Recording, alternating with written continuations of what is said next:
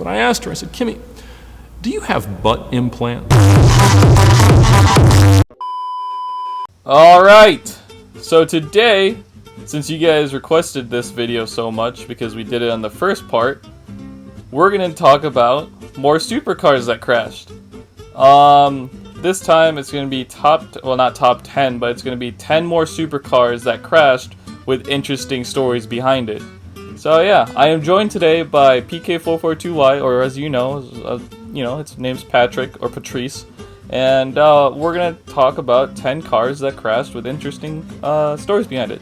So yeah, let's get right to it, to the first cars. All right, we got our first two cars here. We've got car number 1, the Lamborghini Gallardo Superleggera, and car number 2 is the Porsche 959. I actually mixed up the number there. His car number 1, mine's car number 2. Okay. All right, Patrick, you can go first. So, this is a 1987 Porsche 959, supposed to replicate the comfort spec, which was spelled with a K, not a C.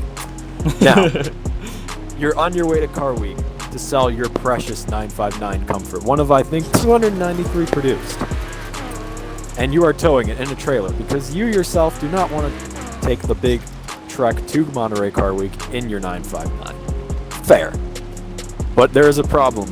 Your trailer decides, I've gone the wrong way.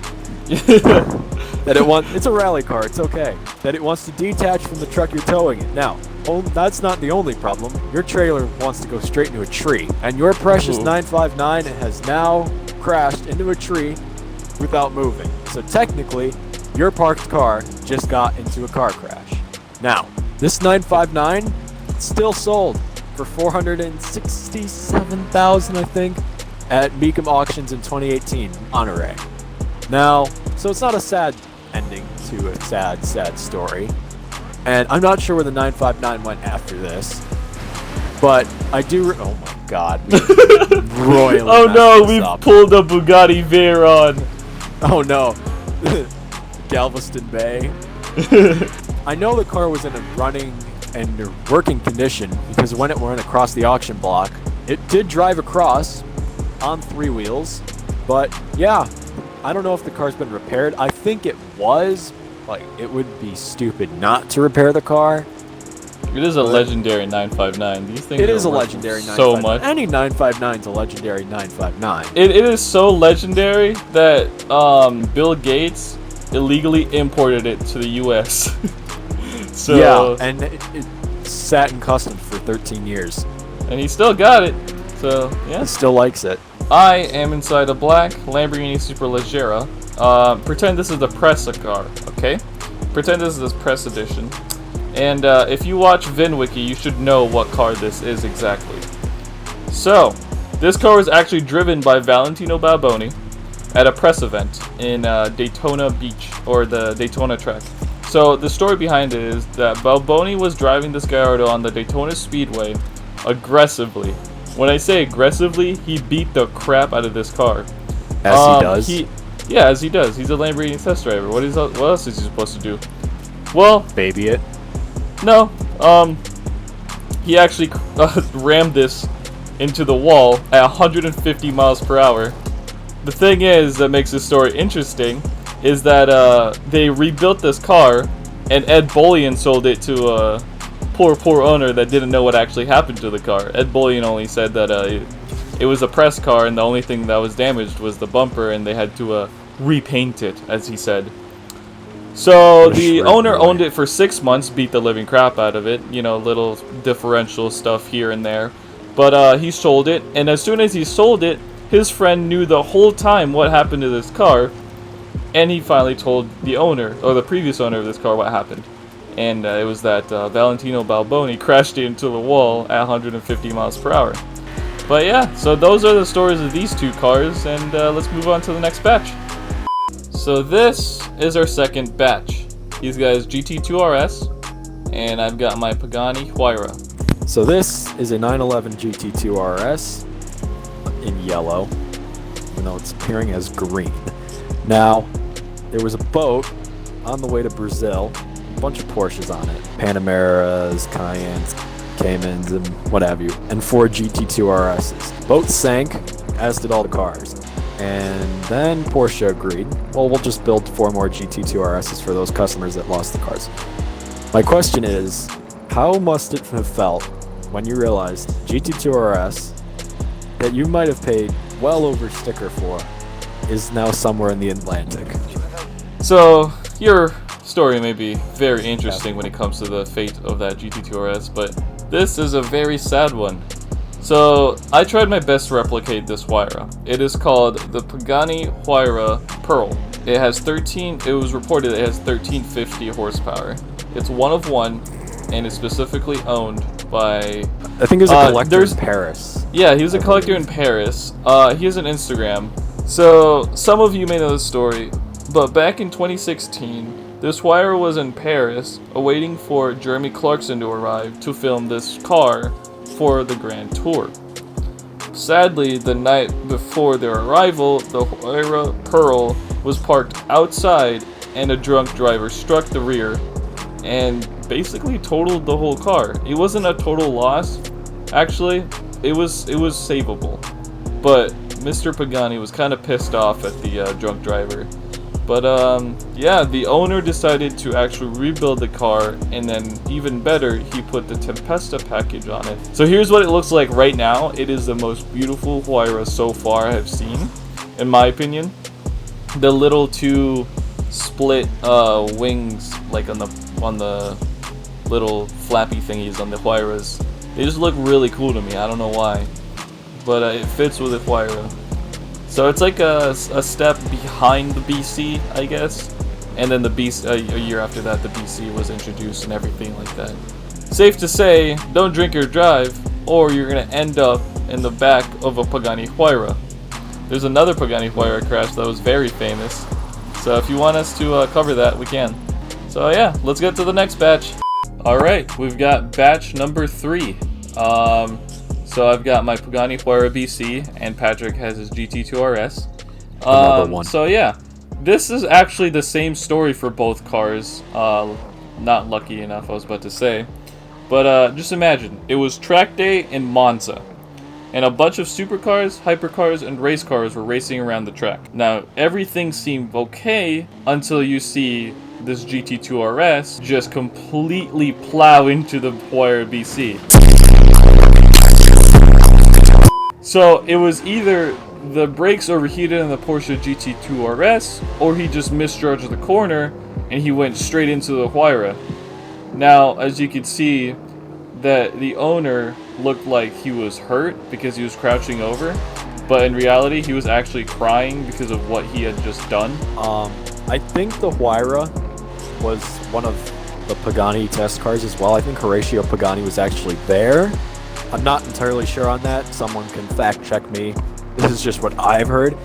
But I feel really bad for the owner of the 2RS because he was berated with really nasty comments on all social media platforms, YouTube, Instagram, Facebook, Twitter, etc. And I think he was innocent. Like, obviously, it was an innocent crash. Like, this isn't something out of Forza Online where you're just trying to barrel into someone in the corner. Like, this guy was genuinely hurt by what had happened, not just physically, but also mentally. And, like, he's a true car guy, and he feels really bad because he knows the value of the Huayra and what it is, and, you know, being possibly Horacio Pagani's car. Like that just must be a huge burden on his shoulders. And, like, I really do side with the GT2 RS owner, whoever he is. I do too. I felt really bad when he crouched over and just started crying. And props to the Pagani Huayra driver for actually going over to him, even though he violated track rules for getting out of the car. But yeah. Wink. So that's the story between these two. It is a very sad story, but the good thing is both cars have been rebuilt, and I think both owners still own the cars, or at least the owner of the GT2. I don't know the full story. This is actually one of the first BCs to be on a track, because I think it was a test car, right? But I hope we can find out the full story through you guys, or anything that, or somebody that was at the track. Oh, my brakes faded. Your brakes I fell off a bridge. So that's the story between the Huayra BC and the GT2 RS. Let's move on to the next batch. So we've got batch number 4, and I've got my Ferrari 458 Speciale, and he's got his Ferrari F430 Scuderia. Or Scuderia. Which is not supposed to be a Scuderia. It's supposed to be just a normal F430, and yours is supposed to be an Aperta, but isn't. But Forza doesn't want to add either of them. But we're just going to deal with these. No shade, full shade, but no shade. No shade. You know, Forza. No shade, Ralph. Go ahead. You can go first. Okay, so this is supposed to represent I think a 2006 F430 coupe. So the story with this one is he was on a truck with a Lamborghini Gallardo and a Shelby GT500 Mustang and 6 other cars on the way to Paris. Also Paris, France, not Paris, Kentucky. And the truck tipped over, and it looked like a bunch of Hot Wheels cars had fallen over. Like, it was unbelievable to look at. Now, a lot of people have seen this image, not because of the shock value, but because you do see it a lot in Instagram shoutouts, which is very annoying. Yeah, extremely. But I don't know what the fate of any of those cars were. I hope it was kind of hard to tell. They looked like they could have been repaired because they were just on their sides, but you really don't know. What's the story with your odd-looking Aperta? Not Aperta. So this is a Ferrari 458 Speciale Aperta. Not a Porta, but an Aperta. A lot of you have already known this story, or if you don't, then I'm going to tell you. Why we're here. This is the Pog lease car, driven by an Instagrammer and YouTuber, Pog Forever. So the story goes that Pog was actually filming a Bugatti Veyron in somebody else's collection. Meanwhile, a driver was driving his 458 Speciale Aperta. Now the thing is, the driver actually was driving on the highway and it was raining. So this driver is apparently a professional driver, but again, what happened was he hydroplaned, and you can't really save a car if you hydroplane. It's extremely difficult.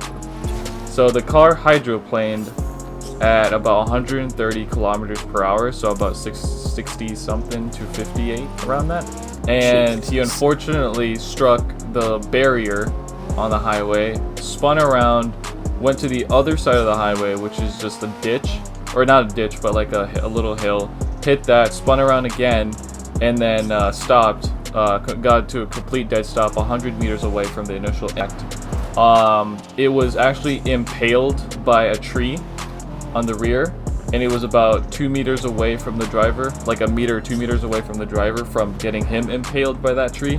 So that was a scary situation.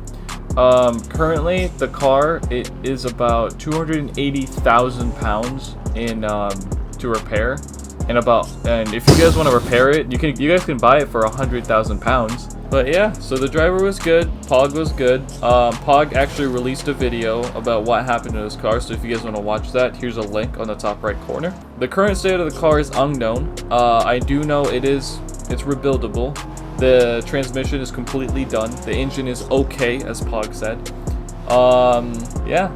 Pog ended up replacing the car with a A12 Superfast on that same video. So safe to say Pog won't be owning the Pog lease anymore. And yeah, that's the story of this car, unfortunately. It was a beautiful Speciale, as you can see. So with that said, let's move on to the next batch of cars, or the last one too. All right. Okay. We're now on our last batch of cars. Unfortunately, these two also met their own demise. And yeah, go ahead, Patrick, carry it away. So this is a 2014 Lamborghini Huracan LP610-4 Coupe. Now, this crash occurred right around when the Huracan came out. It was one of the first customer cars. I'm not sure where the car was based, but I do know that the car was being driven on the Autobahn at a tremendous speed, and you may as well when you have a new Lamborghini and you want to see what it can do. Fortunately, at 340 kilometers an hour, well over the 200 mile an hour mark. Like 205. And unfortunately, the car veered off and was completely destroyed. And there was no salvaging of this car, except for one small piece. A carbon ceramic brake disc and rotor and caliper, which sold for $6,500. Not bad. And that was the only part of the car that was able to be salvaged. The car lives on in the form of a brake disc. Go ahead, Connor. this 720S has a very interesting story on it, and last year actually broke the internet. So this crash was so big, it attracted media attention. It was everywhere, just like on how World that one. Star too. Yeah, it was on World Star. It was everywhere. So the story goes, a 19-year-old unlicensed Chinese boy ended up driving his sister's McLaren 720S to a meet to have a photo shoot. So there was a few cars there, like an R8, the 720S, and stuff like that, on an STI. So what happened, as you can see in this video, was he thought it was a great idea to launch the car. Not only launch it, but did not have throttle control. So what he ended up doing was flooring the car, or did not let go of the throttle, until he smashed into a 2016 red Audi R8. That's a hefty bill, by the way. To put it in retrospective, at the time the 720S was $340,000, and the R8 has not depreciated, and that R8 in particular had a performance mods on it. So it was at least $230,000 for that R8, or $170,000. So imagine these two behemoths colliding. So the R8 fortunately was parked up with the owner inside it and the passenger too. So as you can see in this video, you can just see that the boy that just crashed his sister's 720S ran into the 720S, grabbed his phone or something he grabbed, and ran away. And to point out, yes, he's wearing Air Yeezys, and those are $5,000 shoes. But so he was a typical hype beast. He was a typical hype beast, in fact, that prior to his 720S crash, he also crashed a Nissan GTR unlicensed. What the hell? Yep. So, yeah. So he decided to run away, left the 720S that he could have driven away with, because it wasn't that bad. It was bad, but he could have driven away with it. I mean, if Benny Chen can drive away in his Carrera GT, he can drive away inside that 720S, right? Anyways, so what happened was he left his passport. I don't know why he was carrying his passport, but he left his passport in the 720S, and the police tracked him down, the Toronto police, and yeah. I do not know what else happened to him. I don't know if he got charged with anything. News articles really didn't say anything about it. I'm pretty sure they weren't allowed to say anything about it. His name is unknown, unlike Benny Chen's. The 720S was done for, but it could still be drivable in Benny Chen standards. So yeah, those are 10 cars that have been famously crashed and the full story behind them. I do hope you guys enjoyed these types of videos, and if you do, slap that like button, have 45 more likes for this video, and we'll create a part 3. And if you have a few cars that you want us to cover, please comment down below. We'd love to cover those cars, because there's a lot of supercar crashes out there that need to be covered. A lot. And yeah, on the next episode, if you guys want us to make another episode, we'll be covering another Huayra that also got hit by another drunk driver. If you like this video, like, subscribe, share the video, and we'll see you guys in the next video.